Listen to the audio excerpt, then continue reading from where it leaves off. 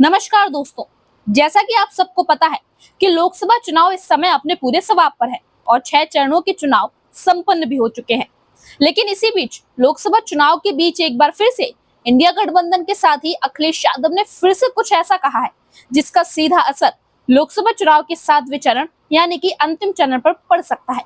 दरअसल पहले ही चरण से अपनी जीत को लेकर ओवर कॉन्फिडेंट दिखने वाली भाजपा 7वें चरण तक आते आते भाजपा के हक्के बक्के गुल होते हुए नजर आ रहे हैं। ये हम क्यों बोल रहे हैं वो भी हम आपको बताएंगे, लेकिन उससे पहले अब फिर से अखिलेश यादव ने भाजपा को लेकर ऐसा क्या कहा है जिससे एक बार फिर से सियासी हंगामा देखने को मिल रहा है, उसको जान लेते हैं। दरअसल 7वें चरण के चुनाव जो 1 जून को होने हैं, इसमें 9 राज्यों की 57 सीटों पर 904 उम्मीदवार चुनावी मैदान में है। इसमें यूपी की गाजीपुर सीट भी शामिल है, जहां पर बीजेपी ने पारसनाथ को अपना उम्मीदवार बनाया है। लेकिन वहीं दूसरी तरफ इंडिया गठबंधन के साथी और समाजवादी पार्टी के राष्ट्रीय अध्यक्ष अखिलेश यादव ने यहां से एक बार फिर से अफजल अंसारी पर अपना भरोसा जताया है। अपने प्रत्याशी के समर्थन में जब सपा अध्यक्ष अखिलेश यादव गाजीपुर में जनसभा करने पहुंचे तो उन्होंने भाजपा की ऐसी पोल खोली कि सब देखते रह गए।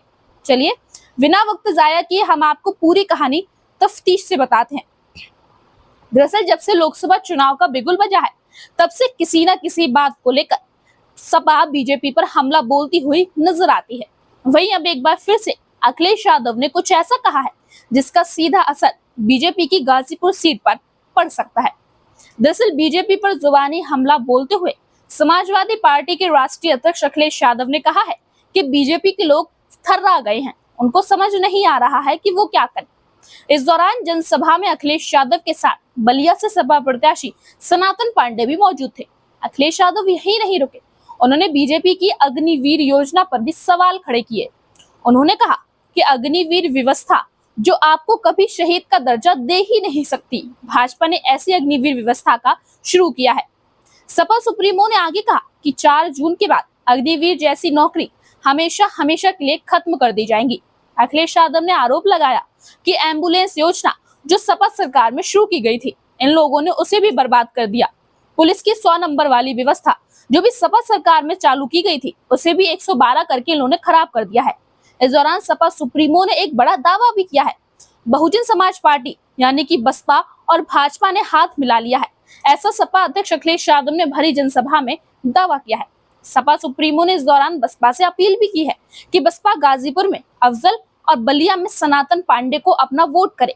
अखिलेश यादव यहाँ भी नहीं रुके, उन्होंने कहा कि ये लड़ाई देश को बचाने की लड़ाई है और यूपी ही देश को बचा सकता है, क्योंकि कहते हैं कि दिल्ली का रास्ता यूपी से होकर गुजरता है और यूपी में सबसे ज्यादा लोकसभा सीटें यानी कि 80 लोकसभा सीटें आती हैं। इस दौरान अखिलेश यादव ने एक नारा भी दिया कि 80 हराओ, बीजेपी को भगाओ। बहरहाल समाजवादी पार्टी और बीजेपी के बीच ये जुबानी जंग हमेशा से चलती आई है और हमेशा चलती रहेगी।